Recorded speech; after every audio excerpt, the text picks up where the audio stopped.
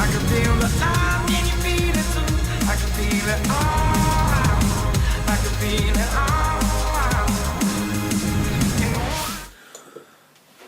Happy every Wednesday, guys. Forgive me for looking so tired. I'm not pissed out of my head at all in the slightest. Okay, so it was supposed to aim to be a quick one this week, but I think I'm probably going to ramble, so you have to bear with me. So this is the Standard Hour Session IPA test batch,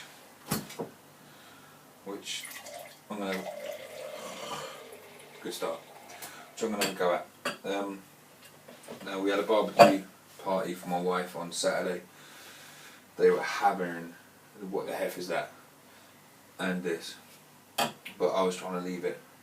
I bought fucking 30 cans, 2 cases of Foster's, and left them there, and I was in the cold. I drink them. And then when I had my back turned, people were coming and pouring pints. Very, very cheeky. Very, very cheeky. In fact, I could probably show you how many Foster's I have left from these cheeky mother flippers. Not drinking them. Let's see if I can show you. See if I can show you.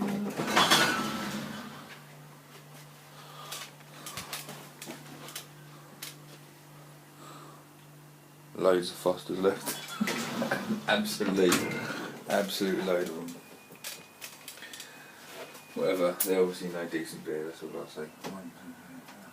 So, Standing Hour Session IPA. As usual, it's darker on the camera. It's a nice straw, well, it's golden colour. Carbonation looks decent. Aroma is hoppy, citrus, tropical.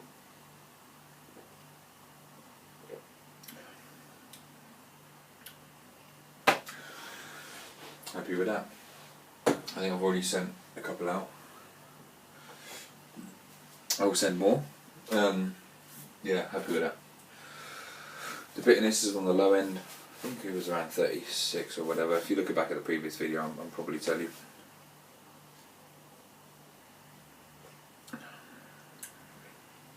That'll clear out fine. I'm sure it's only been in the keg a fortnight. 4.2. Okay, I can smash those, a few of those, so that one's looking good.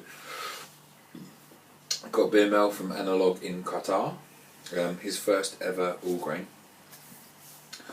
which I thought it was really nice for him to send me. He just started brewing a bag, so I've got that arrived. Thank you, Analog in Qatar, that arrived. That's sat out there, getting ready to drink. He named all of his beers after ex-girlfriends. I can't remember what this was called. Nice tights, sweaty tights. I'll go through that on the day. But thanks for sending me that. Kegged and bottled Strats Saison on Sunday, just before going to the Arsenal game. Let's not even go there. I was aiming for 5.6, 5.7, came out at 6.5%. Completely over attenuated. That Bell Saison yeast is brilliant. 5 days, went down from 105.4 to 1004. I used 1 packet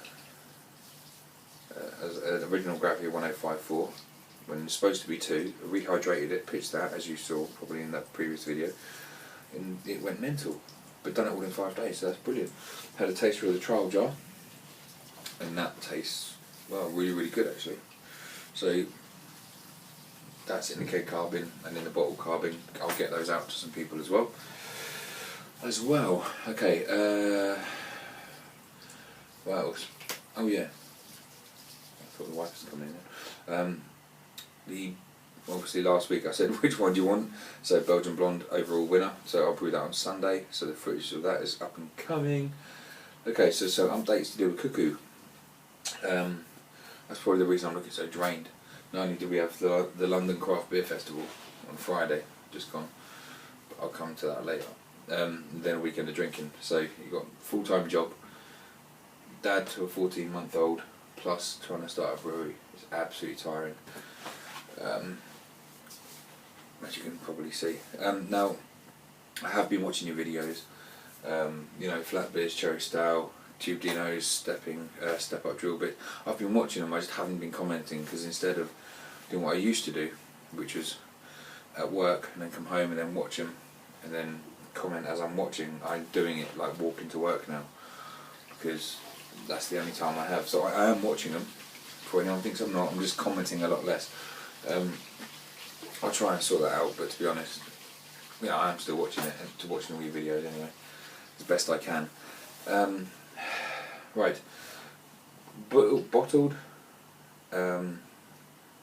capped, boxed, labelled, the first batch from Stan & Al's brewery today. That was interesting. Normally what you do is you send off your 800 odd litres of beer to someone to do that for you, to carb it, filter it, bottle it. But we only had 18, 90 bottles to do today, so we did that by hand. I was going to take my own amber bottles down, and then Andy was like, no, they got other bottles here. They're only about a penny each, more expensive, and you'd have to take them down. So I was like, alright, cool, brilliant. Got there and they're black. So as you're putting them on the machine, so you've got a trough, I'll do it this way, a trough with 4 spouts coming off them, and then you put your beer in that and you just literally put the bottles on, and then it fills them. But then when you go to take them off, you can't fucking see through the bottles to see how much is in there. It's mental. So we were like, shit, we pulling them off and go, fuck, that's too much to put it out. Fuck, that's too much to put it out. So we must have lost, I don't know, nearly a litre because of those silly black bottles. So they said they promised next time they'd have amber ones that you could actually see into. If not, I'm just going to take my own, because that is horrendous. But they're all bottled, all packaged, tastes great, colour's good. So 6 weeks from now, 27th of September I think it was, they should all be ready in gift packs to go out. The website www.standandowls.com is up and live for those of you or for anyone that in the UK that is interested in stocking a beer. You go on there and it says contact us and drop it down, and we'll be sure to sort that out. I think that's about it in regards to Cuckoo Brewery. The license for some reason still isn't in yet, so we're going to chase that up. So things are pretty much on hold until that's in. System's there, everything's ready, apart from that, not a lot you can do. I think that is it. Strat says on update, that's done. I'm crap at these at the moment. That's done. Right, okay, so we went to the London Craft Beer Festival. Me and Andy went because we were going to go and taste the competition, see what the competition was like, as in other breweries. Man, oh my god, did we get so drunk. 2 of us turned up home at 2 AM with no recollection from 8 PM. Beer O'Clock Brewing, whose channel is on YouTube, there's no recollection between 8 and 10:45. And Andy, from 8 o'clock until the morning, doesn't know what happened. Going for a Friday afternoon session from 12 till 5 was probably not the best idea. Oh my gosh. But anyway, what will follow this video is a selection of footage that I took. I did have no recollection, and I looked at it last night, and there's some which I had to cut because it's just full of swearing and drunkenness and whatever. So what's left is the stuff that I can show. And it does start off from sober to, well, pissed at red. Won't be for everyone. It's more for the comical value than anything. However, there is an interview with the owner of the Wild Beer Company, or Wild Beer Brewery. We never got that down. The one with the stag and the horns. Wild Beer Company, I'm sure. It's in 2 parts because we were filming him, having the interview, and I think my drunken finger must have gone on cut, or stop recording, but it only stopped recording for literally a matter of seconds. So there is an interview following with the owner of Wild Beer Company about, because they all harvest wild yeasts and stuff from from around Bristol and all that area, so that's really actually quite interesting. But apart from that, try and make the best of it what you will. It's just a montage of drunkenness apart from that. Anyway. I'm sure I've bored you to death anyway. So cheers, guys. If you don't want to see drunk people, end it now. Otherwise, I'll see you soon. Take care, guys. Happy Homebrew Wednesday. This is London Craft Beer Festival with him. My glass is broken. And that's my mate who's learning about beer. So, oh hang on, and this is Andy, the group partner. Hello. At London Craft Beer Festival. Yeah, I've got that.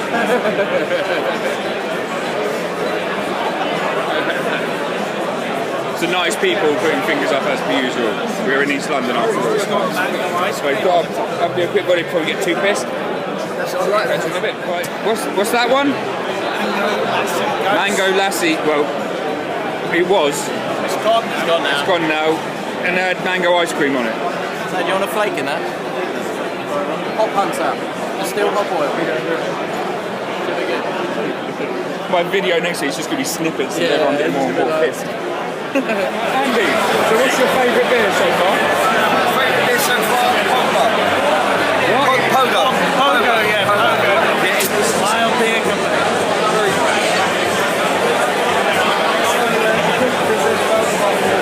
Keep going, look. Here, photobomb. It's for my YouTube channel. Go for it. Perfect. See you soon, bro. Photobomb. Woo, photobomb. Yeah. And I was just saying, look, I was just saying, the girl in the green dress, I want to have a look up what's it say, very hobby. Twat. Very hot. I can't put that in there. No, I know. Screw it. I'm going to cut it out, yeah. I might leave it in, actually. Franciscus. That's the same as the Pope. They asked me to walk to the Pope. I said, Fucking iPad's rubbish. I like beer, and I don't like wine. But you can do that. I like beer. And especially the new ones, the different ones, the sour ones. Here we are, right? So what's your favourite beer that you've had so far? In the glass? In the glass. I think it was downstairs, the cask beer. And it was the cat number 3. Oh, is this the cask? The Fuller's cask yard? Have you tried wild beers? Beers yet? I had one, but I didn't remember because it was on the beginning. And I only drink it because I need the beer after the whole row at the beginning. And then I know it was a good one, so I don't make any choice. Pogo. I can't fucking get them all in. Are you kidding me? Murdered. Are you the one?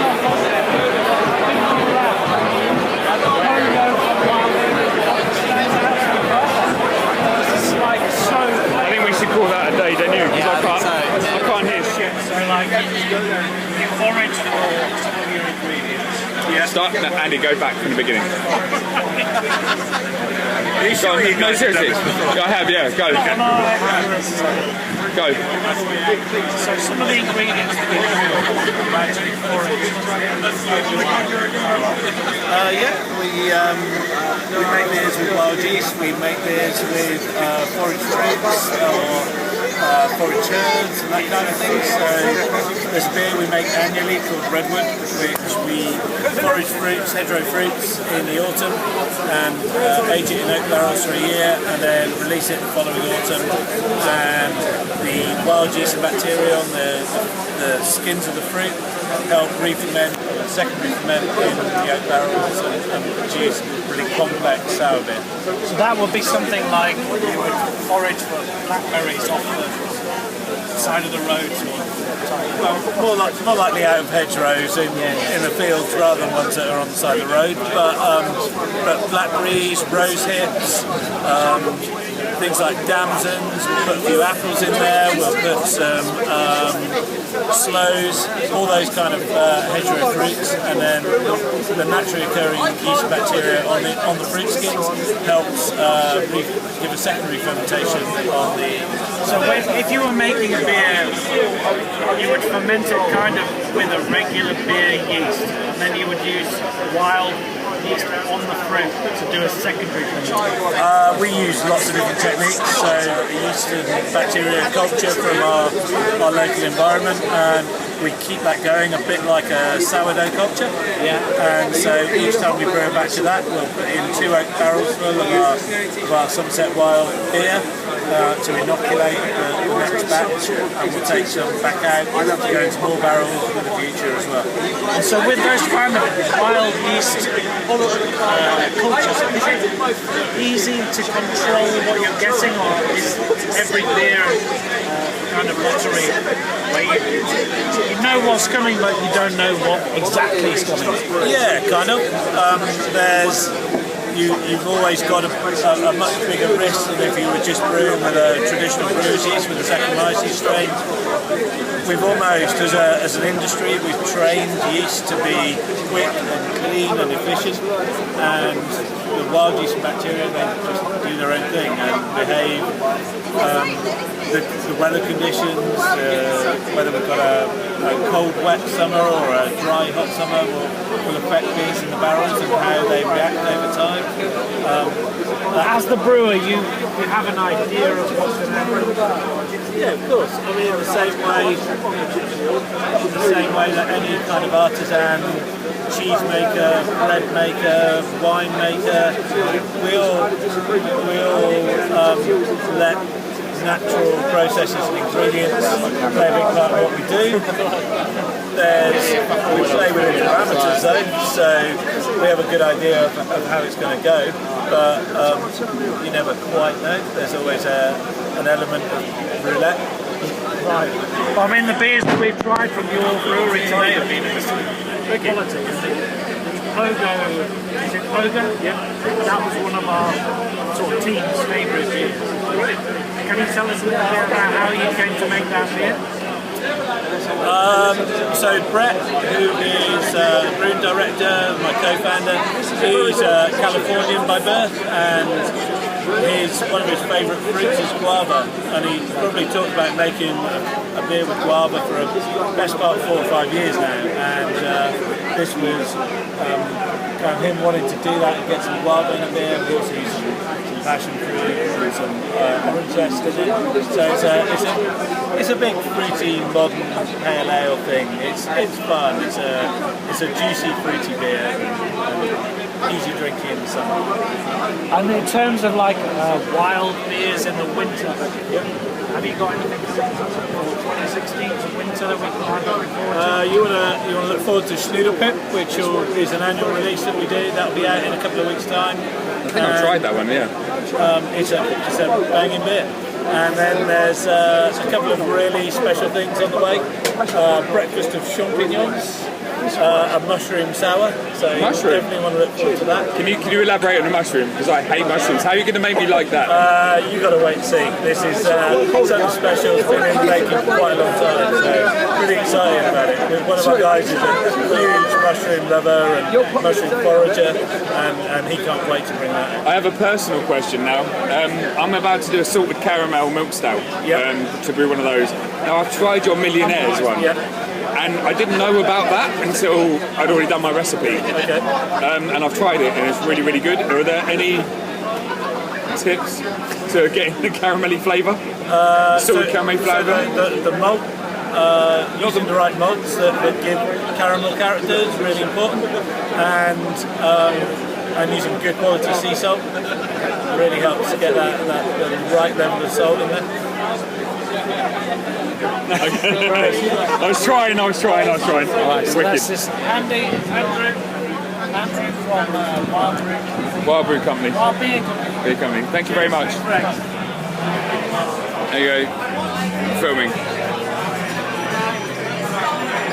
Cheers everyone, happy Homebrew Wednesday.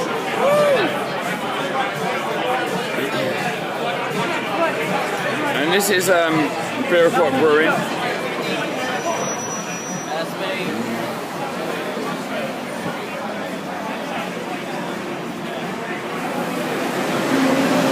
And this is Beer O'Clock Brewing. Oh, fuck. Oh, hello.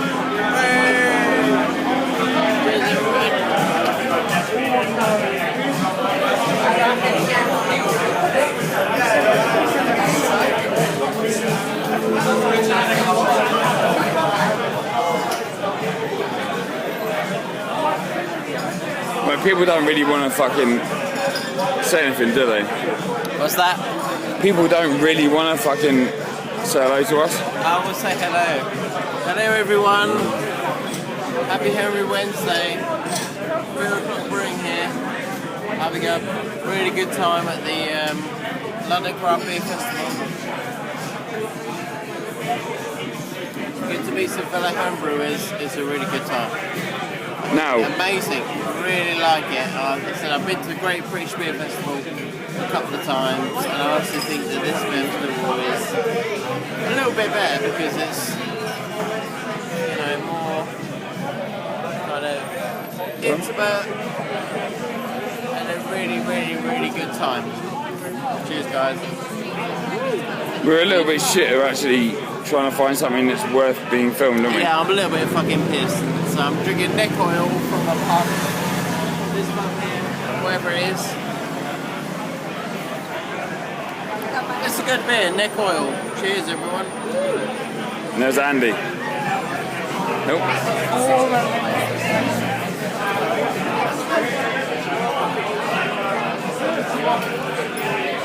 Focus on him.